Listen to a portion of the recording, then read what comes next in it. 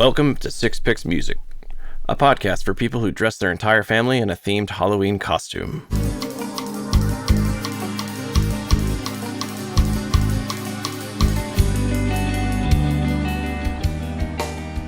Welcome back, listener, and to all of listeners' friends joining us for the first time. This is Six Picks Music, where we talk about 6 songs centered on a theme. I'm Dave, and as always, I'm joined by Jeffro. Hey, baby. And Russ. What's up, guys?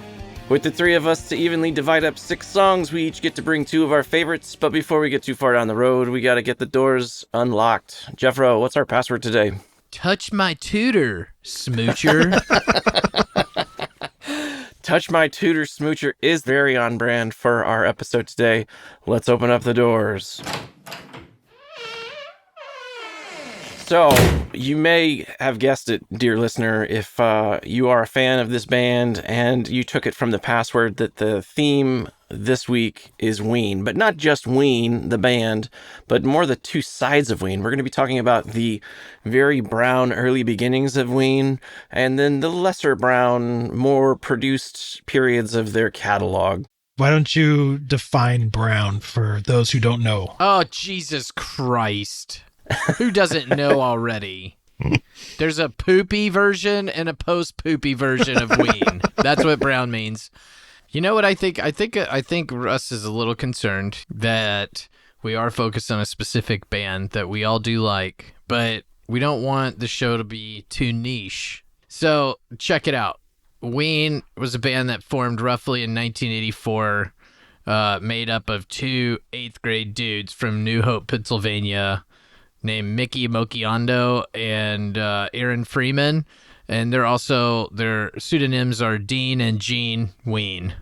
And these guys, they lucked out in that they were starting to play gigs right around the time that major labels wanted very weird alternative bands to sign. And they were happy to provide weird alternative shit. And so their first stuff is a celebration of oddness, and then they become like a proper band. So we have 2 different eras of Ween. One that's kind of punk as fuck and weird and strange, and another one that's like writing really good songs. And so that's what we're going to talk about today, the crazy, weird Ween and the band, the more accessible band Ween. I was going to say, I think there's still some really great songs that you'll find in that early era. No doubt about it. It's funny because when I was a young lad using Google for the first time, I wanted to have the inside track on when Ween tickets were going on sale. So I created a Google alert for Ween. I'll get those alerts still. I created this thing like 10 years ago, but it still sends me everything every now and again. But it's funny because this last fall, I got an alert for Ween in Austin, and I was like, oh shit, they're coming to Austin. And I clicked on it, and it was a Halloween link about some bullshit that was like Halloween. And speaking of disappointing Halloweens, I've got the gold this week. So it's 1986, and my dad has taken a job in Dallas, Texas, and I was born in Amarillo in the morning, like the song. Amarillo by morning. Yeah, that's the one. From San Antonio. And everything that I've got. And it's right. just what I got on. So we're gonna fly to visit my dad and look for a house and eventually move. And it's Halloween. And my aunt, she works in one of the logistics departments at Southwest headquarters. And my mom's like, well, we're flying on Halloween. Do people dress up? And Aunt Judy said, yeah, everybody dresses up. We're all dressed up. They should totally dress up. And so my mom has this plan that she's going to dress us up as we fly from Amarillo to Dallas. And this was in the era where my mom sewed all of our costumes. She created them herself. And it just so happened that our next door neighbor had recently passed away, and she was a cancer patient who was in chemotherapy. And so when she died and her son was clearing out her house, he had this big box of wigs that, he brought over to the house and said to my mom, "Do y'all want these wigs?" And of course my mom's like, "Of course we want these wigs. The boys will wear them and it'll be..." I can't believe where this is headed. I can't believe this. "It'll be an adventure, they'll dress up and they'll do all kinds of stuff." So it's just a collection of cancer wigs then, huh? That we're now wearing as like 8 and 6-year-olds. And so my mom's looking at this box of wigs. She's looking at her sewing machine, and she's like, "I know. We'll make clown costumes. We'll be clowns. We'll be a family of clowns." I know what we'll do. So, we'll make skin costumes, and it'll be Silence of the Lambs, guys. anyways, she sews the shit out of 4 clown costumes that she, myself, and my 2 brothers all wear to the airport with our fucking suitcases and backpacks to get on the plane. And we're all just like looking at her saying, "Mom, really? Are we going to really do this?" And she's like, yeah. Aunt Judy said everybody dresses up. It's a whole thing. There'll be candy everywhere. Like, we'll go and it'll be fun. All right. So we go to the airport and we pull up and we park and we walk in with all of our shit. And there's nobody in a costume. Not a one person. Of course there's not. And they look at my mom's ID and they look at her clown face and they look at us and our clown faces and they say, "All right, cool, go on in," and just let us on the plane. And sure as shit, not a one person on the flight was wearing a fucking costume. We get there, my little brother is crying, I'm so fucking mad, and she's like, "Well, I don't know what to tell you. Aunt Judy said everybody dresses up, and so I thought it would be fun." Aunt Judy's a fucking liar. Well, so we get in the car, we get the rental, and then we drive over to headquarters where Aunt Judy actually works, and we walk in the door, and everybody's in a fucking costume. Everybody at the office is, but nobody in the fucking airport is. The office. Ugh. God. Were you guys cool at the office, or were they like, ugh? No. Well, they were like, "Oh, cute, you guys are in a costume." And we were all so fucking angry that it didn't matter. They gave us a little bit of candy, and then like that was how I met the city of Dallas, where we would eventually move, and I would spend, the formative years of my life through 2nd grade to high school. Cancer clowns.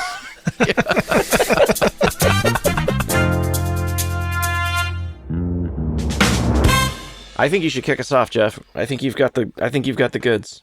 Ween is a band with its own mythos.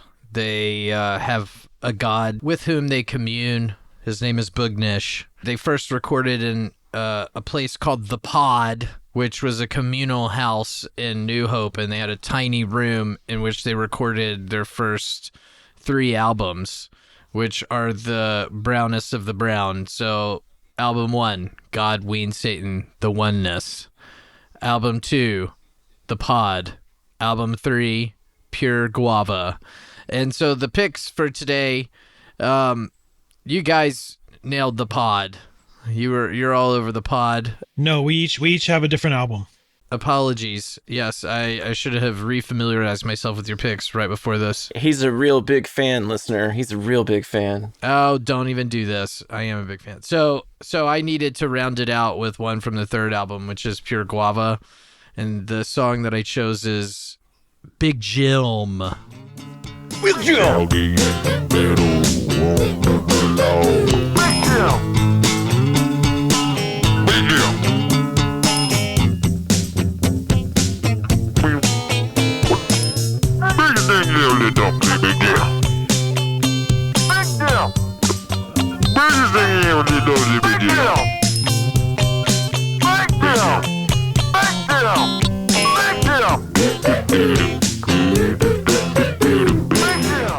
The songs that I chose are the first one is meant to be emblematic of a Ween style from the Brown period, which is that both of them are on the mic interacting, and you could tell that they went ahead and recorded the entire track of music, partially using, I think they're just using a 4-track, and so they have like, I think, a drum machine on it, and a guitar part, and it comes in and goes like, rolling down the and it just goes right into the song. So Gene is singing what are by all accounts weird lyrics. He's one of the greatest weird lyricists of all time. Lots of stuff about eyeballs and don't squelch the weasel and stuff like this. And in this one, it's him singing weird lyrics and making weird noises because he pitches his vocals different ways and does all kinds of stuff. And then Dean is on guitar and shouting Big Jim at him over and over. And so at first it goes in rhythm with the music and it's like do do do do do Big Jim, and it's predictable when it's gonna happen. And then by the end of the song, it totally breaks down, and he's just screaming Big Jim, Big Jim. And then when he's doing that, Gene is going, "What's the biggest thing you ever? Don't say Big Jim. Don't say Big Jim." And so they're trying to make each other laugh on the track, and it's working. And the whole song falls apart by the end, but it still works. What's key about it is that the guitar riff is good. The melody's kind of good. It's a catchy song. They're already showing that they have the potential to be not just a celebration of oddness, but an actual badass band. You talking about the breakdown just made me laugh because it's so true. It just falls apart and it's hilarious. Yeah, and that's I the do part, love how that's they the part try of the to, like, song that... Go. Maybe we should raise hands, doing it guys. right Do you want now? to raise hands? Are you doing it right now, making this breakdown? Is that to mirror? Is it a what? Yeah. Don't say Big Jim. Don't say Big Jim. What's a That's big a part of the Jim song you've that I already still... seen? Yeah, that's a part of the song I selected, is a part where it's kind of going from being a song to falling apart lyrically. That's it. I mean, like, it falls apart. They're like, that's fine. This is going to be a great one. Here we go. Yeah, which is kind of, I think, our podcasting style. Yeah, very much. Very, very brown. So fast forward to the year 2000. So Pure Guava, I think, is 1993. Russ, fact check me on that. Pure Guava's 92. 92.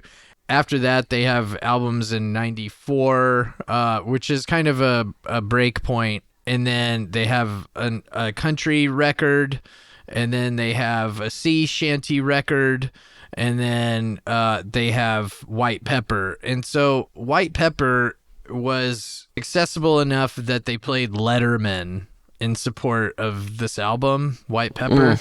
And they come out, and Gene's wearing sunglasses and black clothes, and Dean's over there shredding, and they just look kind of cool. They look put together. They're almost 30 years old or right around there, and they're turning into like a pro band with a great drummer and great musicians, and they play the song Exactly Where I'm At.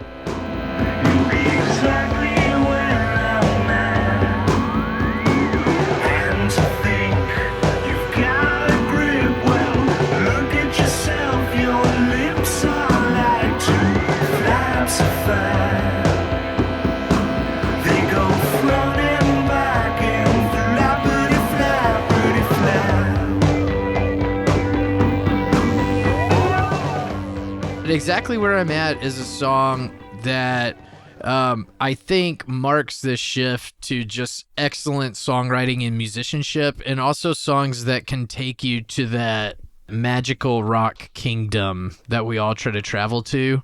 Gene in the lyrics, he's letting you in to the fact that he's hidden in the past behind the abstract. He says, I may fall back on the abstract.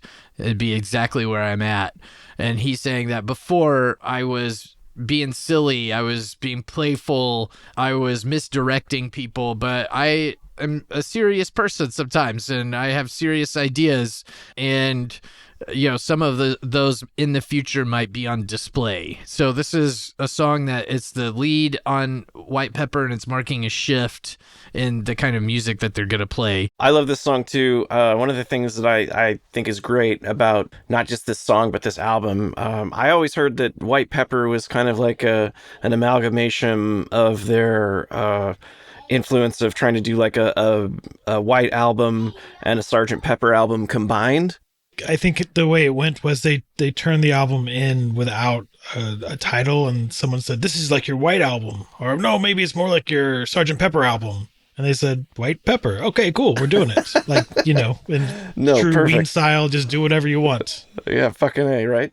But like, just the beginning verse or whatnot is the vocal is back, and it's kind of like in a different, it's filtered in a different way. And then when he comes in with the I'm all staged. Yeah, when he's like, I'm staged, and it's like, and then it's presentation, and then it's like up front and loud and big, just like the new record is, and all just, I don't know. I thought that was an interesting touch. And he still does really strange stuff with the lyrics at the beginning. He said, "And to think you've got a grip. Well, look at yourself. Your lips are like two flaps of fat. They go front and back and flappity, flappity, flap." But it's going to this like beautiful intro music, and then it hits. I'm all stage. It's all an act. It's so good, dude. So good. I think it's time now for somebody else to hit us with some Brown. Yeah, no, I'll go next. One of the things I really love about the Brown sound is that it's it's not always the first place that new Ween fans start. There's so many people that have been day one diehards or whatnot, but I didn't get to do that. So I had to come back to the catalog as we went through and saw songs at shows, and that's one of the reasons why I love this song, is just because I've seen them play this song a number of different times, and that is off of the pod. And that's Demon Sweat.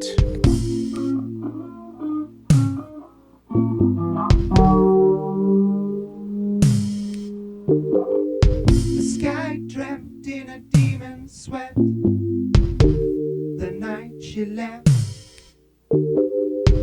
wrapped up in a blanket, and I'm feeling wet. They said she flew from the ghosts in her life.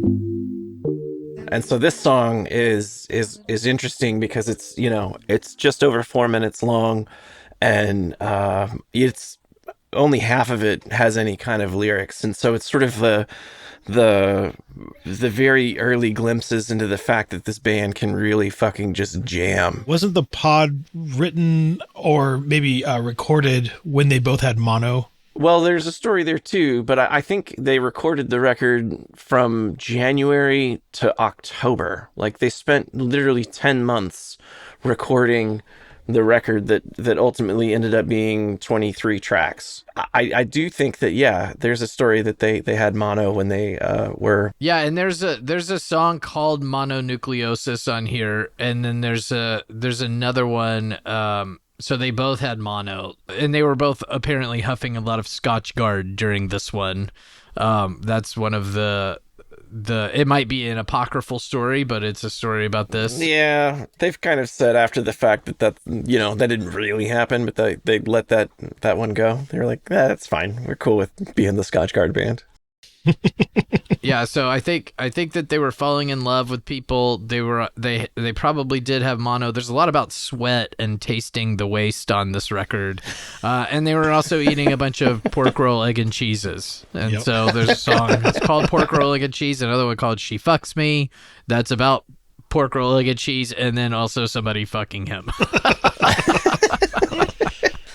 So it's pretty out there. I see this song as about, you can get real deep on the analytics of it, but it is about, I think, either a lover or a loved one leaving and just coming to terms with that new isolation, and then the sweat is either just kind of that loneliness, or maybe that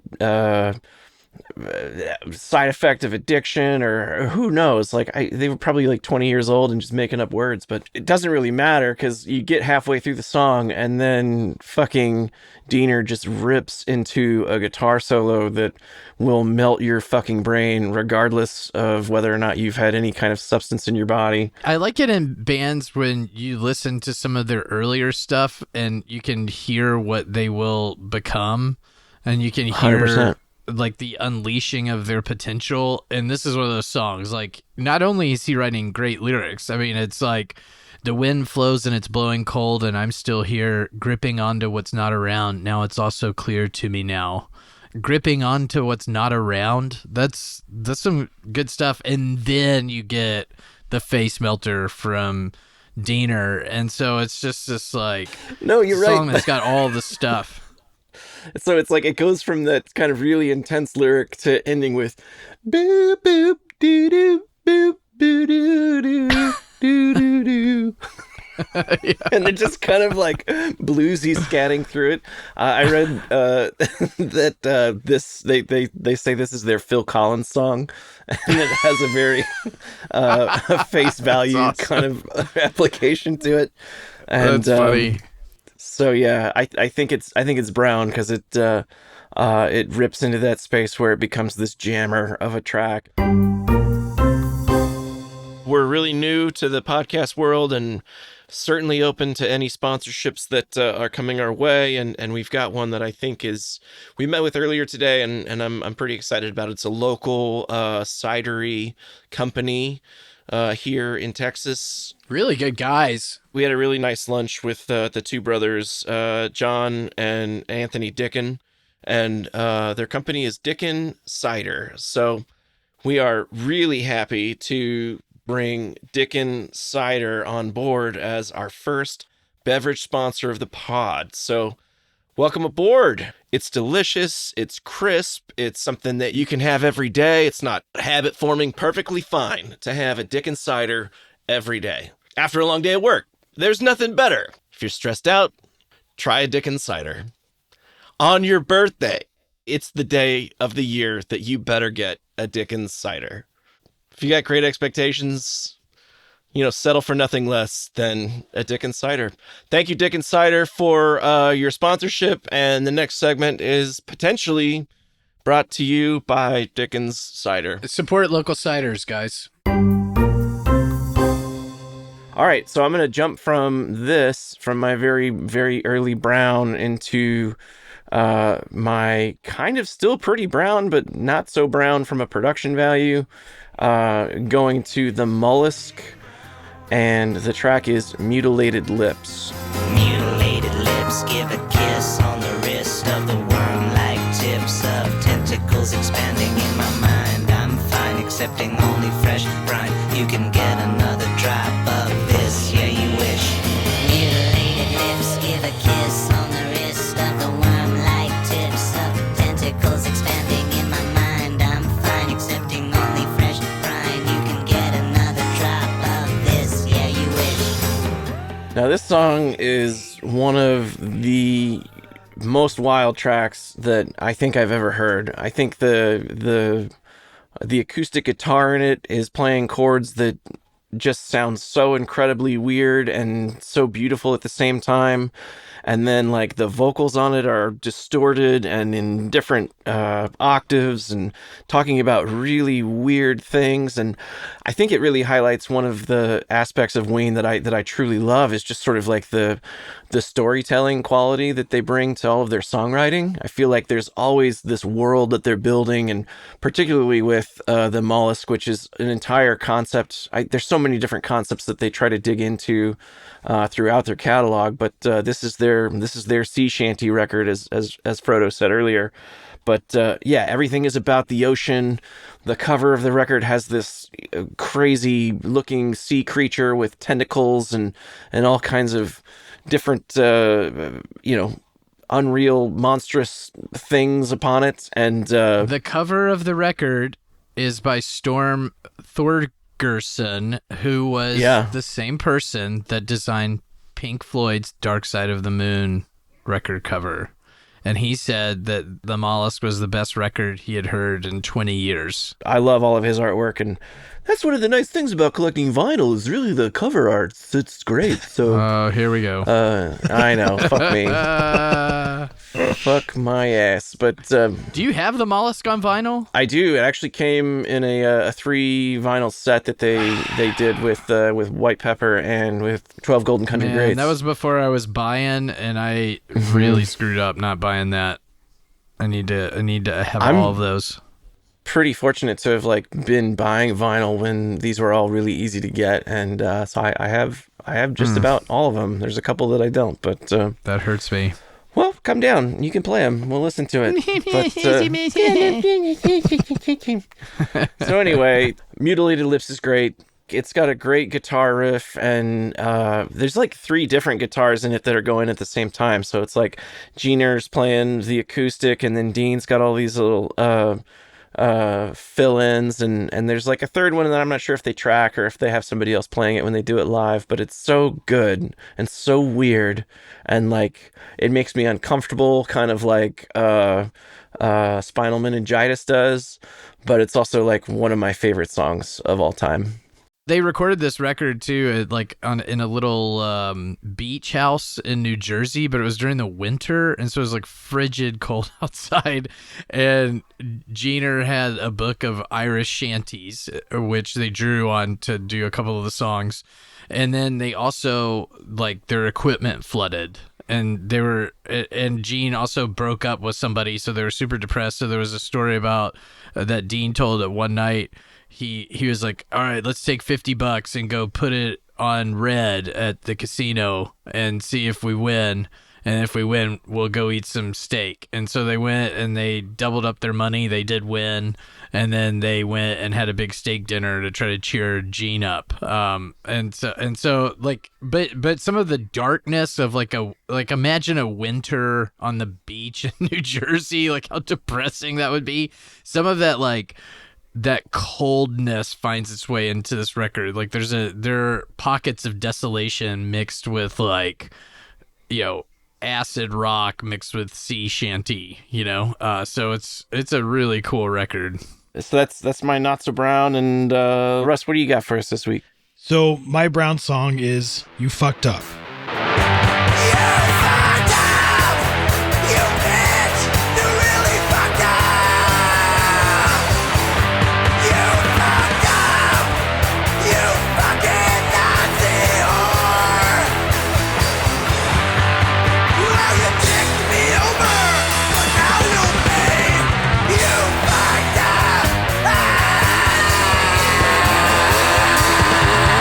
You Fucked Up is the inaugural Ween song. It's the first song off the first album called God, Ween, Satan, the Oneness.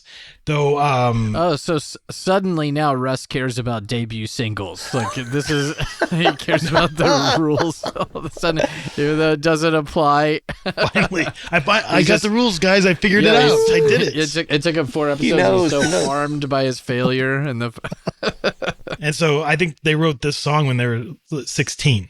So. Right. And it shows. This one for sure it shows. It's it's a brief 1:37, though most songs are on that record. But it's just this unhinged overreaction to a girl breaking Jeaner's heart by doing something, but we don't know what, right? It doesn't even matter. He's just freaking out and just losing it. Almost like what Jeff was saying, how the song breaks down. He like stutters over the words or stumbles over them as he's like what people get when they're so angry. It's like my favorite part of the song. Yeah, he says, you fucked up, you sloppy little shit, bitch, or whatever. He just like, I can't even figure out what words he wanted to use. Right, it's hilarious. And he calls her a Nazi bitch. Hey, you fucking Nazi whore. Yeah, so it's like a straight up punk song, right? Yeah. And it's even got the anti-fascism in it. If you were to put that on, you're like, okay, this is a definite punk album. But then it just goes to Tick right after it, and you're like, whoa, what are we in for? So Oh, Tick is so good too. But yeah, again, I think this is one of the things that's really fantastic is that there's this narrative storytelling aspect to the world building that they've used in their songwriting form. It's like you want to know, like, what did she do? Like, what happened? Like, what's going on? Who is she? What's her name? It's like there's all of this stuff that in a very quick minute 30 they've created a space that feels very real and very. But on the same record, and we don't know if any of this is about things that actually happened or if they're just Sure. channeling this anger. It's interesting that it is the first song on the record. It really comes out of the gates because it just starts with "yeah, fuck," and then the new listeners like, oh, I heard this band is pretty cool. I'm gonna go buy this CD and like put it in. And the first track is like, oh. Maybe I you shouldn't can definitely have. tell it's like a time and a place. This is the late '80s. They're a party band that are teenagers at the time. This is probably the song that they're starting the house party. They blow the doors off with this thing. Yep. And people are like, yeah, and it gets everybody really into it. And then, on the same record, you have Don't Laugh, I Love You, which is a real sweet little song about loving somebody. And then there's Birthday Boy, which is pondering, it's about aging, sort of, and your relationship to your parents. And so there's like a lot of sweet stuff on this record, too. It's not all misogynistic, Right. Which has been a concern for them because they're so unfiltered that at times... they've recorded things that probably now they would think twice about, but they were growing up. They were children when they made this. Well, I mean, I remember hearing that song when I was younger, right? And I was like, yeah, like I know exactly how you feel. Mm-hmm. Yeah. Listening to it again, in depth in the last week or so, I was like, old me is like, Jesus, man, pull yourself together. Yeah, this is control too much. yourself. This is very aggressive. On the same record, Russ, there's another Prince cover. So in previous eps, you've discussed Prince cover by Foo Fighters, of course, with Darling Nikki, and on this one is LMLYP, which of course stands for Let Me Lick Your Pee. And not penis. But yeah, PUSS. Poussoir. Yes. Poussoir is nice. That's actually, I like the French. I like the French translation. You like the French pussy? Yeah, it makes me feel better about it. I really don't like that word very much. So I always try to fill it in with like puss in boots or something stupid like that. The Europhile Jeffro loves poussoir. I know. Poussoir. Yeah, well, fucking A. Take us not so brown. Yeah, the post Brown, I went off of Quebec, 2003, the ending track, which was If You Could Save Yourself, in parentheses, you'd save us all. If you could save yourself, you'd save us all. Is that what you called me for? Is that why you're knocking on my door?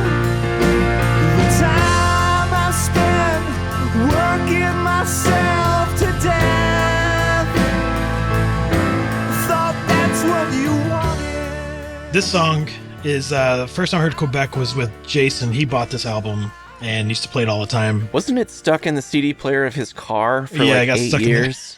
And that was the only thing that you could listen to when you rode with That him? one song? No, Quebec. No, the album. The record. There are worse things. 100%. Anyway, so the first time I heard this song, I just loved it. It's it's a song about a relationship ending, probably about Gina's divorce, because that was going through the recording of Quebec. Probably depression and probably drug use, right? Probably all those things are kind of intertwined here. Yeah. It's interesting to me. The reason I picked both of these songs was in the first song, it is a straight blame song. You did this. It's all your fault. And on this one, it kind of turns the lens back on himself a little bit. I've always thought the song was more of a conversation, and I was curious. I went looking to see if anyone else thought this, and they didn't. So probably you guys are going to make fun of me and call me stupid, because I probably am. But I'm going to go ahead and tell you the way that I feel like this song plays out. Yeah. We can, discuss or whatever. So I'm just going to kind of go through the lyrics a little bit. The first verse, he's leaving the embassy. He sees the governor and the lover holding hands, right? Which I think is a little bit of jealousy. Yeah, sure. And then, he gets home. He empties his suitcase, so he's not around for a while. So probably touring, right? Or something, some kind of travel-related work, depending if it's strictly Gene or just some character that is. Yeah. Anyway, so then the chorus comes in, and it's, if you could save yourself, you'd save us all. But I feel like that's coming from, let's say, the wife character. Okay. And then Gene comes in and says, is that what you called me for? Is that why you're knocking on my door? He's like, the time I spent working myself to death, I thought that's what you wanted. And then she comes in and says, I thought you needed my help to make it good again, to make us strong, to make you happy, to push you along and gain some respect, to be thrown a crumb. And then Gene says, I was on my knees when you knocked me down. So I feel like it's this kind of an argument going on in this chorus. Huh.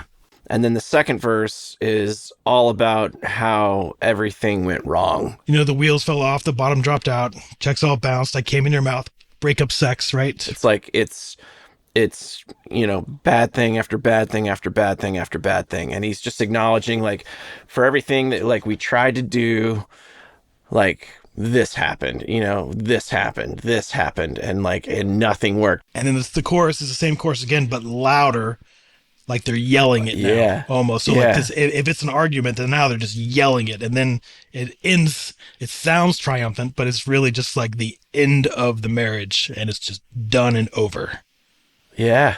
Goodbye. Anyway, that's my interpretation of that song. I like that interpretation. That's good. I hadn't thought about it, and sometimes it's hard to figure out. Well, because it's a lot of I's and U's going on there, but I think if you look at it from different perspectives. No, I like that theory. I always thought of it as just like a singular kind of thing where one person was analyzing, like, trying to make a relationship work. The first refrain is just like acknowledging the disconnect and how these two parties just didn't come together, didn't make things work. And then the last refrain where he starts to, like, really sing it loud in that upper registry, kind of like scream sing it, like, that is like the pain and the anger just like coming through to say, like, I did everything I could, and, like, I'm so fucking mad, and, like, I can't believe that this didn't work, or, like, I can't believe you left, and, like, fuck you. Like, it just, like, it's so heart-wrenching. I was listening to this today as I was driving up the fucking highway, and it's, like, it's a song that definitely, like, gets the hair on my arms to come up, and just, like, fucking, like, gets down to my plums. It's emotional, man. And makes me want to scream it, too, dude. It's a huge emotional thing. A big part for me with how this band works is it's not even so much about how you connect to it, it's how you connect to it with other people. Right. I really did enjoy this week going back through the whole catalog of Ween and kind of getting into that early iteration of their music. That's one of the nice things about it. Sucks that they're not doing any new music, but one of the nice things about it is you can spend that time going back, doing history work, digging into the catalog, and find out what your new favorite track might be. So the next time you're at a show, you won't be looking around at everyone else singing the Stallion Suite. Ween, if you're listening, I know you are. You're gonna make another record. So just go ahead and do it. Stop dicking around and make another record. The one I go back to all the time is the All Request Live concert that they did on the internet, and Gene intros it. He goes, "Hey, we're Ween. You didn't pay a cent, so don't fucking complain. This shit is free." and then he's just like, "All right, live on the internet." And on that All Request Live is a fantastic version of Demon Sweat. So, like, listener and listener's friend, whenever you get to this, like, go check that one out too. Yeah, it's a real drippy little slow at the beginning, and then it eases you into this face ripper guitar solo. That's pretty awesome that you use, like, the kids' vernacular these days. Drippy is really hot with the kids. So good on you, Frodo. I'm gonna keep it. Keep are it you being 20 sarcastic? present. Do kids actually say dripping a lot? 100%, yeah. What do they say it in reference to? Your style is drippy. My daughter told me that the other day. What does that mean? I don't know. I don't know what it means. Do you know who else uses drippy? Cold callers. Cold callers use drippy? They say they want to drip on people. What? I don't know what we're talking about anymore. We have devolved into Ween What are lyrics. cold callers? Well, that's going to do it for us this week at Six Picks Music. Thanks, everybody, for joining. Thank you, listener. Thank you for bringing a friend. Thank you, listener's friend, for joining us. On the next episode of Six Picks Music, we're talking about murder. Murderers in song and the murders they commit or want to commit. Murder.